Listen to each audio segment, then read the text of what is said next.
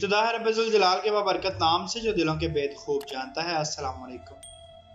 पिछली शब इस्लामाबाद एयरपोर्ट के मंजर ने सबकी तवज्जो अपनी जानिब मबजूल करा ली। ये डिपार्चर लॉन्च था। कोई 2 बरस की बच्ची थी। बाप खुदा हाफिज करके मुसाफिरों की कतार में लग गया। बच्ची ने जो अंदाजा किया कि बाबा छोड़कर जा रहे हैं, वो इतनी बुलंद आवाज से रोई कि उसका तड़पना देखा न जाता था। 3 लोग जो गाड़ी में साथ आए थे उसको कंट्रोल करने की कोशिश कर रहे थे। उसकी जुबान पर यही था, बाबा पास, बाबा पास। वो हाथ उठाकर कतार की तरफ देखकर मचल रही थी। मेरे पहलू में खड़ी साथी बोली, बच्ची की चीखो पुकार पर तो सब समातें मुतवज्जो हो गई हैं, मगर बाबा का दिल तो किसी को नजर नहीं आ रहा। मैंने कहा, मुमकिन है बाबा आंसुओं को बमुश्किल हलक में धकेल रहे हों।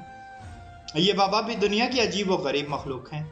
खुद अपने लिए नहीं जीते, जिंदगी भर जो कमाते हैं उसका 5% हिस्सा भी अपनी जात पर खर्च नहीं करते। अपनी जवानी और बेहतरीन सलाहियतें लगाकर घर वालों की खुशियां खरीदते हैं। माएँ तो बच्चों के साथ साए की तरह रहती हैं, शीरे मादर के हर कतरे से उनमें अपनी मोहब्बत उतारती हैं। मगर ये बाबा तो सुबह जाकर रात को पलटते हैं।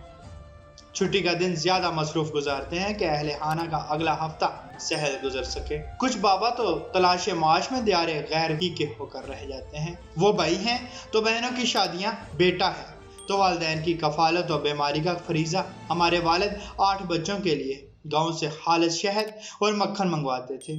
घर में देसी अंडे आते थे।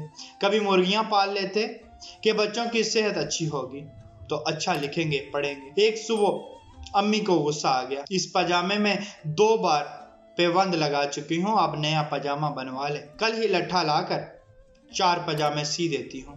बोले, ये पेबंद मेरे नबी सल्लल्लाहु अलैहि वसल्लम की सुन्नत है। हमें बचपन से यही पता था कि पेबंद एक मुकद्दस चीज है, कि एक मुकद्दस हस्ती से इसकी निस्बत है। समझ में नहीं आता था जब कहते थे सालन निकाल कर खाली देज की मुझे दे दो। रिज़्क़ की बेहुरमती होती है। बर्तन बद्दुआ करता है, उसको रोटी से पोंछ कर साफ करना चाहिए। कभी हमारे साथ दस्तरखान पर ना बैठते, आखिर में बची प्लेटों को रोटी से साफ करते कि ये मेरे नबी सल्लल्लाहु अलैहि वसल्लम की सुन्नत है। सब बाबा ऐसे ही होते हैं।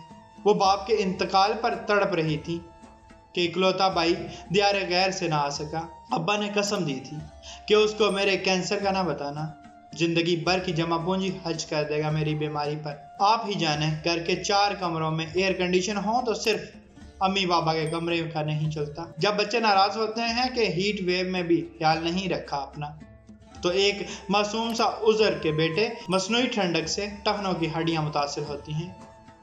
ये बाबा लोग बड़े मजबूत होते हैं, अपने दुख तश्तरी में सजाकर थोड़े पेश करते हैं। ये बाबा बीवी बच्चों को तारक रोड से ईद की शॉपिंग कराते हैं। जब इसरार किया कि अपने कपड़े भी यहीं से खरीद लें, तो एक ही जवाब मिला, मुझे फलां की फिटिंग ही दुरुस्त आती है।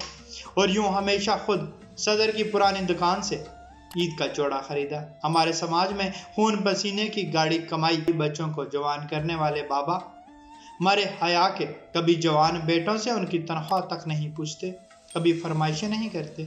खुद को घर के कोने तक महदूद कर लेते हैं कि ज्यादा चलत फिरत से दूसरों की प्राइवेसी मुतासिर ना हो। बाबा एक साहिबान होता है। अल्लाह पाक सबके साहिबान को सदा सलामत रखे। अल्लाह पाक वालिदैन की खिदमत करने की तौफीक अता फरमाए। अल्लाह पाक आसानियां हासिल और तकसीम करने का शर्फ अता फरमाए। आमीन।